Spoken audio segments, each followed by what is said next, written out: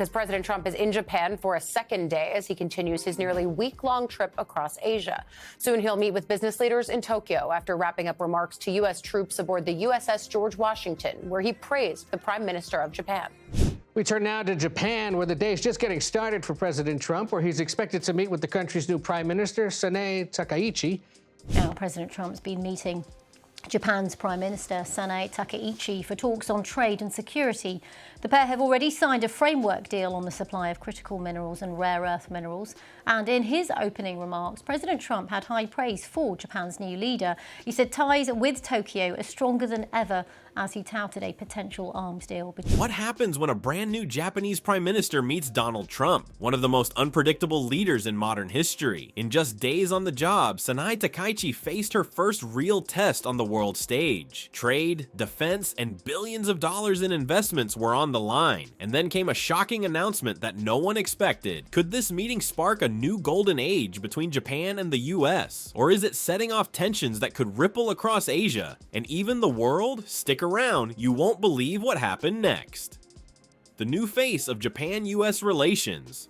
When Donald Trump's jet touched down in Tokyo, cameras flashed like lightning. But this visit wasn't just another stop on his Asia tour. It was history in the making. Waiting to greet him was Japan's brand new Prime Minister, Sanae Takaichi, the country's first female leader ever. She had only been in office for a few days, and already the world was watching her every move. Takaichi isn't new to politics. She was a close ally of the late Shinzo Abe, one of Japan's longest-serving prime ministers and a personal friend of Trump. Many in Japan call her Abe's protege. She shares his conservative style and strong views on national defense. But now, she's standing on her own. And this meeting with Trump is her first real test on the global stage. When the two met at the Imperial Palace, it wasn't just handshakes and polite smiles. Reporters said the mood was friendly but serious. Trump, known for his big personality, called her a strong and impressive leader. In return, Takaichi thanked him for his long friendship with Japan. Every word mattered because both sides had something huge to prove. For Trump, this visit was about power, rebuilding old alliances, and showing the world that the US still leads in Asia. For Takaichi, it was about confidence. Could she hold her ground next to one of the most unpredictable leaders in modern politics? The stakes were massive. Behind the cameras, teams were already preparing for talks about trade, defense, and billions in future investments. Both countries wanted to show strength, but also unity. After all, the world's attention wasn't only on Tokyo. China, South Korea, and even Canada were watching closely to see what came next. Still, many in Japan couldn't help comparing Takaichi to Abe. Could she build the same personal bond with Trump that Abe once had?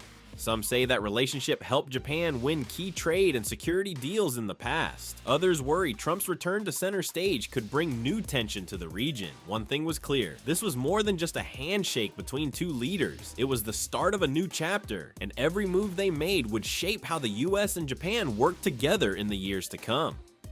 Big deals, bigger signals. The next morning, the headlines in Tokyo were everywhere. Trump and Takaichi talked trade and power. Cameras followed every move as the two leaders sat down for their first big meeting. But behind the smiles and speeches, there were real stakes on the table. Japan had just confirmed plans for a massive $550 billion investment in the United States. That number alone got people talking. It meant more jobs, more factories, and more influence. Some of the biggest Japanese companies, Toyota, Panasonic, Mitsubishi, were part of the deal. Trump proudly said it was proof that America is open for business again. But there was more to it than money. This deal wasn't just about trade, it was about power, the kind that shapes who leads the next global economy. Both sides signed a new framework to work together on rare earth minerals, the special metals used in everything from smartphones to fighter jets. These minerals are mostly controlled by China, and this deal was a clear message. Japan and the US want their own supply chain. Takaichi called it a partnership for a new golden age. Her words made headlines. For Trump, it was another win to show off before his next stop, South Korea and the upcoming face-to-face with China's President Xi. But there was also tension under the surface. Trump has long said that US allies should pay more for their own defense. Takaichi came prepared for that. She reminded him that Japan was already increasing its military spending to 2% of GDP, 2 years ahead of schedule. That was exactly what Trump had wanted. It was her way of saying, we're doing our part.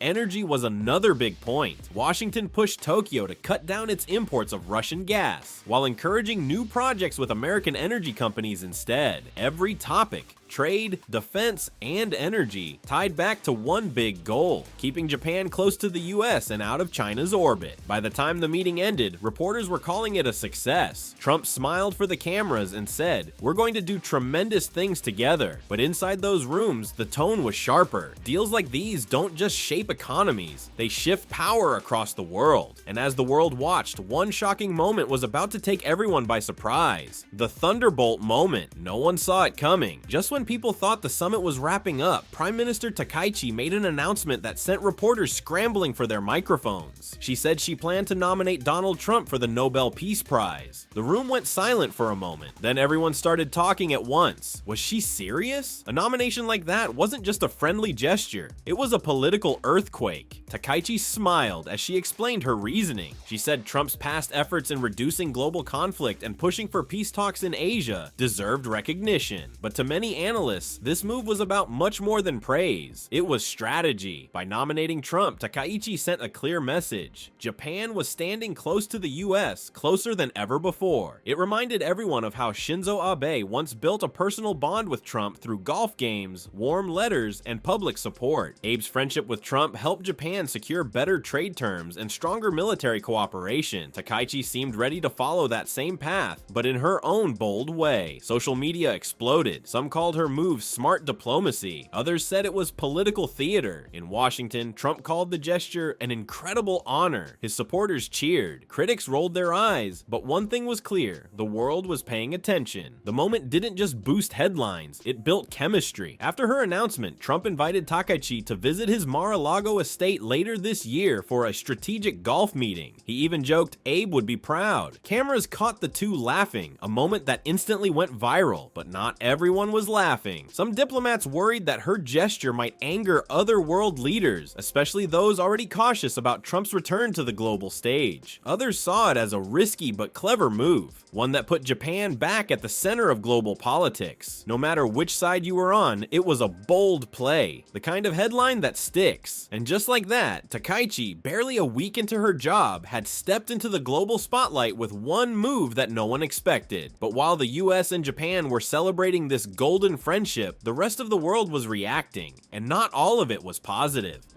How China and Canada see it. While Trump and Takaichi were shaking hands and smiling for the cameras, the rest of the world was paying close attention, especially China and Canada, and their reactions couldn't have been more different. Let's start with China. Beijing's state media wasted no time firing back. They called the US-Japan Golden Age talk a provocation. To them, this wasn't just about trade or friendship, it was about power, and China didn't like the message it sent. Chinese commentators said the new rare earth deal between the US and Japan was economic containment. That's a fancy way of saying China believes the two countries are trying to box it out of key global industries. Remember, China controls most of the world's rare minerals, the metals needed for phones, cars, and military tech. So when Trump and Takaichi agreed to build a separate supply chain, it hit a nerve in Beijing. Rumors started spreading online that Xi Jinping might respond by forming new deals with Thailand and Malaysia to keep China's influence strong in Asia. Some experts even said the US-Japan alliance could push China to tighten its ties with Russia. That's how serious this looked from Beijing's point of view. Now let's look at Canada. Ottawa's reaction was calmer, but cautious. Canadian officials quietly supported stronger US-Japan ties, especially if it helps stabilize trade in Asia. But some in Canada's business community had a different take. They worried Japan's huge $550 billion